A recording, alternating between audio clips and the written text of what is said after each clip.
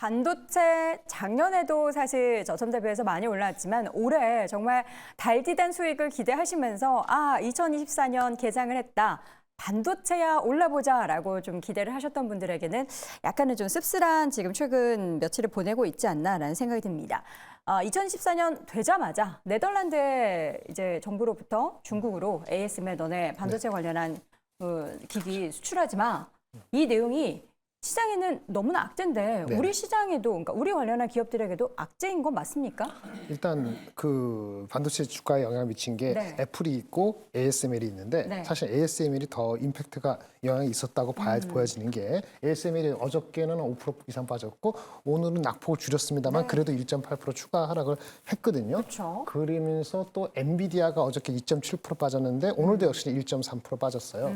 이게 약간 다른 듯한 비슷한 면은 뭐냐면은 중국 규제를 더 세게 하겠다는 의지를 미국 정부가 보여준 거란 말이에요. 원래 그 DUV라는 옛날 그 장비는 올해부터 못 팔게 돼 있었어요. 그러니까 12월 말까지는 팔 수 있게 해줬는데 팔려고 딱 싶으면 또 딱 하게 돼 있는데 갑자기 연말에 해서 너 팔지 마. 그것도 지금 다음 달까지가 아니고 지금부터 팔지 마. 이렇게 했다고 하니까. 그렇게 강경하게 할 수 있군요. 하여튼 그렇게 해가지고 네덜란드 정부 받아들여갖고 결국은 ASML이 그렇게 한 거 아닙니까? 네. 그래서 ASML이 4, 4분기 실적이 확 잡으려고 했는데 못 잡은 거잖아요. 그렇죠. 근데 사실 임팩트는 크진 않아요. DUV 해봤자 장비가 값이 비싸지 않기 때문에 EUV가 4천억이면 이건 몇 배가 안 되거든요. 하지만 그 임팩트는 엄청 큰 거죠. 그렇죠. 왜? 중국 시장에 걔네 매출이 차지하는 비중이 15%, 20%더 이상 되니까 이슈가 되는 건데 5%, 2% 받았잖아요. 그러면 그게 규제가 되면은 엔비디아도 규제가 더 세게 나오는 거 아니야? 네. 엔비디아가 새로운 제품을 나온다 하더라도 그것도 뭔가 핑계대서 다시 건드리는 거 아니야? 이것 때문에 우술이 빠졌는데 그거 하나. 네. 그리고 그동안 많이 올랐잖아요. AMD나 인텔이나 ARM이나 많이 올랐기 때문에 차익 빌미가 필요했는데 그거 해가지고 거기다 더 얹혀서 그게 8알이고 이유가 8알이고 20%가 얹혀서 빠진 거죠. 뭐 한국의 임팩트는 어떤 거냐? 네. 삼성 하이닉스가 중국에 공장이 있는데 삼성 하이닉스 제품을 판매되는데 문제가 생길 가능성은 제가 봤을 때는 없어요. 근데 한국의 장비 업체들은 어떨까? 좀 봐야 돼요. 한국의 장비들이. 왜냐하면 중국에 한국 장비를 파는 업체들이 있거든요. 네. 그럼 중국이 그 장비를 DUV나 이거 노광 장비가 제대로 못 오면은 네.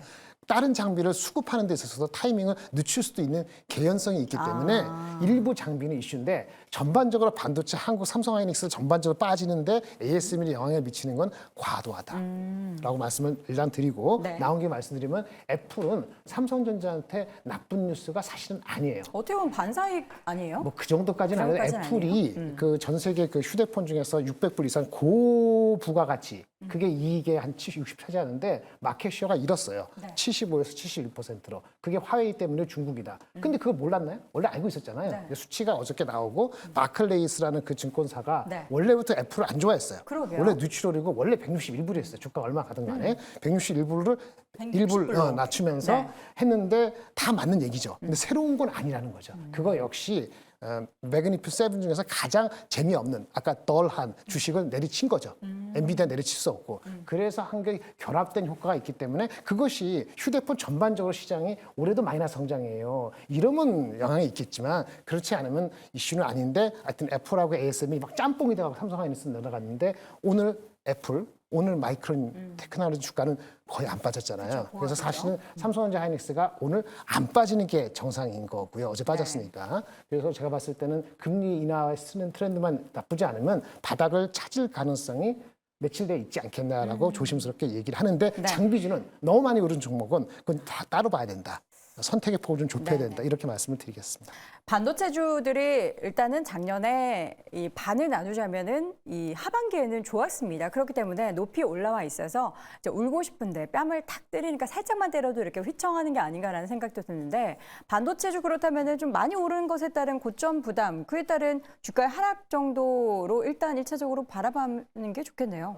일단 저는 반도체 섹터 삼성전자, SK하이닉스 말씀하신 대로 오늘 그렇게까지 심하게 빠지고 높지 않았고 네. 오늘 장 초반에는 살짝 좀 반등하는 모습을 나타냈습니다. 그래서 대형주가 좀 견조하게 이어진다라고 하면은 관련해서 세부적인 종목들을 여전히 강세는 이어질 수 있을 거다라고 보고 있고요.